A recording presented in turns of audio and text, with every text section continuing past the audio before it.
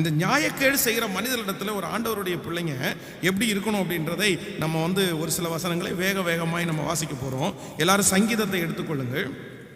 சங்கீதத்திலே 140வது சங்கீதத்தை எடுத்துக்கொள்ளலாமா? 140வது சங்கீதத்திலே 1வது வசனத்தை நம்ம வாசிக்க போகிறோம். 140ஆம் சங்கீதம் 1வது வசனத்தை வாசிக்கலாமா? கர்த்தாவே, பொல்லாத மனுஷனுக்கு என்னை தப்புவியும், கொடுமை உள்ளவனுக்கு என்னை விலக்கி ரட்சியும். நீங்கள் இப்பொழுது 71வது சங்கீதத்திற்கு வாருங்கள். 71ஆம் சங்கீதம்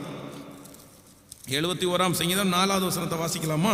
71ஆம் சங்கீதம் 4வது வசனம். என் தேவனே, துன்மார்க்கருடைய கைக்கும் நியாயக்கேடும் கொடுமை உள்ளவனுடைய கைக்கும் என்னை தப்புவியும். இனி 43வது அதிகாரம் 1வது வசனத்துக்கு வாருங்க. 43:1 சங்கீதம் 43:1. தேவனே, என் நியாயத்தை விசாரித்து பக்தி இல்லாத ஜாதியாரோடு எனக்காக வழக்காடி சூதும் அநியாயம் உள்ள மனுஷனுக்கு என்னை தப்புயும். இனி 22ஆம் அதிகாரத்திலே 22ஆம் சங்கீதம் 20வது வசனத்தை வாசிப்பீர்களே ஆனால் 22:20. என் ஆத்துமாவை பட்டயத்திற்கும் என் அருமையானதை நாய்களின் துஷ்டத்திற்கும் தப்புவியும். ஆமேன் சொல்லுங்க. இங்கே வாசித்த எல்லா வசனத்திலும் சங்கீதக்காரன் என்ன சொல்றான் அப்படின்னா, நியாயக்கேட்டின் மக்களுக்கு என்னை தப்புவியும் ஆண்டவரே. அவன் ஒரு ராஜா, அவன் அப்படி ஜெபிக்க வேண்டிய அவசியம் கிடையாது. ஒரு மனுஷன் நியாயக்கேடு உள்ள ஒரு மனுஷன் அவனுடைய ராஜ்யபாரத்திலே இருந்தால் அவனை கொல்லக்கூடிய சக்தி கூட ராஜாவுக்கு இருக்கிறது. ஆனா இந்த தாவீது என்ன பண்றான் அப்படின்னா, ஆண்டவரே, நியாயக்கேடு செய்கிற மனிதனுக்கு என்ன பண்ணுங்க அப்படின்னா தப்புவிங்க ஆண்டவரேன்னு ஜெபம் பண்றான். ஸோ நம்பர் 2, இரண்டாவதாக ஆண்டவருடைய பிள்ளைகள் ரொம்ப கவனமாக இருக்க வேண்டியது எதில் அப்படின்னா, நியாயக்கேடு செய்கிற மனிதனுடைய கையில் நம்ம சிக்காம இருக்கிறதுக்காக நம்ம என்ன பண்ணணும் சொல்லுங்க? நம்ம கண்டிப்பாக ஜெபிக்கணும். ஒவ்வொரு தேவனுடைய பிள்ளையும் ஜெபிக்கணும். உங்களுடைய பிள்ளைகளுக்காக விசேஷமா ஜெபிக்கணும்.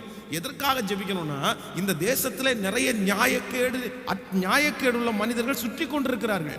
அவர்களுக்குள்ள நியாயம் இல்லை. ஆனா அப்படிப்பட்ட மனிதனுடைய கைக்கு யார் தான் நம்மளை தப்பிக்கணும் அப்படின்னா, கர்த்தர் ஒருத்தர் தான் தப்பிக்கணும். ஆண்டவர் ஒருத்தர் தான் தப்பிக்கணும். ஆண்டவரை தவிர வேற யாரும் தப்புவிக்கவே முடியாது. கர்த்தர் தான் தப்பிக்கணும். நான் என்னுடைய காதுகளில் எத்தனை செய்தி வருகிறது என்று நினைக்கிறீர்கள்? எத்தனை செய்தி தெரியுமா? ஐயோ, அவ்வளோ கொடுமையாக இருக்கும். கடந்த நாட்களில் ஒரு வாலிப தங்கச்சி வெறும் 10th ஸ்டாண்டர்ட் படிக்கிறான்.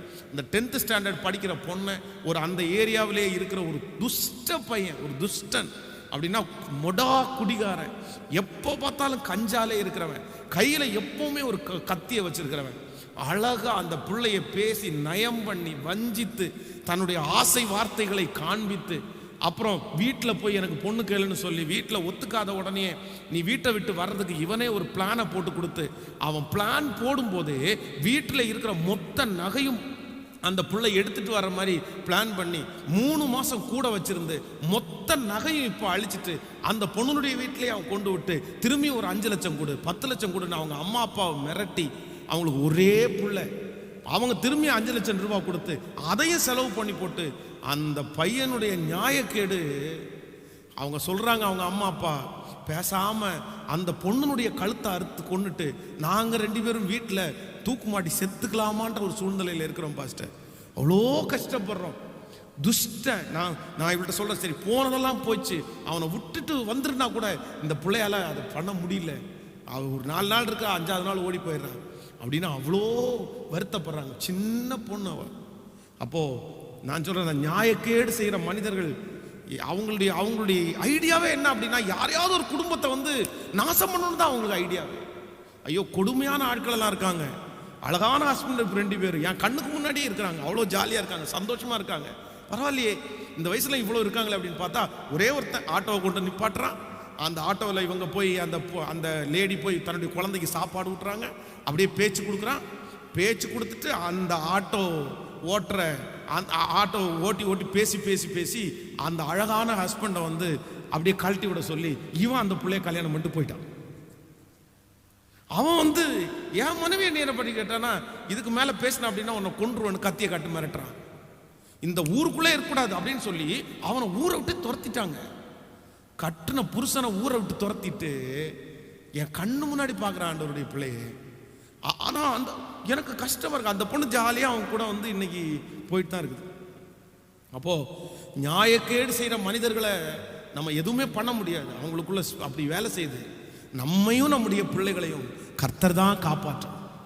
ஆனால் நான் ஜெபிக்கிற ஆண்டவரே, நியாயக்கேடு செய்கிற மனுஷனுடைய கையில் எங்களையும் என் பிள்ளைகளையும் மட்டும் நீங்கள் என்ன பண்ணுங்கன்னா நீங்கள் காப்பாற்றிருங்க ஆண்டவரே. சங்கீதக்காரனுடைய ஜெபம் ஒரு இடத்துல அல்ல, கிட்டத்தட்ட நீங்கள் டைம் இல்லாதனால சொல்லலை, கிட்டத்தட்ட ஒரு 25 இடத்துல இந்த ஜெபத்தை அவன் செஞ்சுட்டே இருக்கிறான். அவன் ராஜா, அவன் எதுக்கு சார் ஜெபம் பண்ணணும்? அவன்கிட்ட எல்லா அதிகாரமும் அவனுக்கு இருக்குது. ஆனால் அவனே ஜெபிக்கிறான். நியாயக்கேடுள்ள மனிதர்கள் சுற்றி இருக்கிறாங்க, அவங்க நமக்கு ஆபத்தை கொண்டு வருவாங்க, அவங்க நமக்கு நஷ்டத்தை கொண்டு வருவாங்க, அவங்க கையிலேருந்து என்ன தப்பு வைக்கணும் ஆண்டவரேன்னு ஒரு ராஜா ஜெபிக்கிறாரானே. ஆனால் நம்ம ஜெபிக்க வேண்டிய அவசியம் உண்டா அப்படின்னு கேட்டா நம்ம ஜெபிக்க வேண்டிய அவசியம் சொல்லுங்க. நம்முடைய பிள்ளைகள் ரொம்ப நல்லவர்கள், நம்முடைய பிள்ளைகள் ரொம்ப நல்ல வளர்ப்பில் வளர்க்கப்படுகிறவர்கள். ஆனால் உலகத்தில் துஷ்டன் இருக்கிறான். நம்முடைய பிள்ளைகளை அப்படியே கவர் பண்ணி, நம்முடைய பிள்ளைகளை அப்படியே பேசி குழியில தள்ளி நம்முடைய குடும்பத்தினுடைய சமாதானத்தை கெடுக்கிறதுக்கு இருக்கிறார்கள். ஆனால் கர்த்தர் நம்மையும் நம்முடைய குடும்பத்தையும் காப்பாராக. கையை மேலே உயர்த்தி எல்லாரும் சொல்லுங்க, ஆண்டவரே, நியாயக்கேடு செய்கிற மனுஷனுக்கு என்னையும் என் குடும்பத்தையும் சத்தத்தை உயர்த்தி என் பிள்ளைகளை ஆண்டவரே தப்புவீங்க. ஆண்டவரே, எல்லாரும் அதற்காக ஜெபிங்க. எல்லாரும் இருதயத்தின் ஆழத்தில் இருந்து ஆண்டவரே, நான் அதை உம்மிடத்தில் கேட்கிறேன் ஆண்டவரே. ஸ்தோத்திரம் ஸ்தோத்திரம். எனக்கு ஒரு பெரிய கிருபையை கொடுங்க ஆண்டவரே. என் மேல் அந்த இரக்கத்தை வைங்க ஆண்டவரே. என் குடும்பத்தை கர்த்தர் காப்பாற்றுங்க ஆண்டவரே. நியாயக்கேடு செய்கிற மனுஷன் இனி என் பக்கத்தில் வரக்கூடாது, என் வீட்டு பக்கமாக வரக்கூடாது, என் தொழில் பக்கமாக வரக்கூடாது ஆண்டவரே, என் பிள்ளை பக்கமாக வரக்கூடாது. அவனுடைய கண்கள் என் மேலையும் என் குடும்பத்தின் மேலையும் படவே கூடாது ராஜா. என் மேலே என் குடும்பத்தின் மேலேயும் படவே கூடாது. டெய்லி இதற்காக நீங்கள் ஜெபியுங்கள். எதற்காக ஜெபிங்க அப்படின்னா, ஆண்டவரே, அப்படிப்பட்ட துஷ்டனுடைய கண்களுக்கு எங்களை என்ன பண்ணுங்க அப்படின்னா, அவங்களுக்கு அதே தான் வேலை, அவங்களுடைய ஸ்பிரிட்டே அதுதான், அவங்கள அதுலேருந்து மாற்றவே முடியாது. நம்ம தான் நம்மளை என்ன பண்ணிக்கணும் அப்படின்னா நம்முடைய குடும்பத்தை காப்பாற்றிக்க வேண்டும். ஆமென் சொல்லுங்கள்.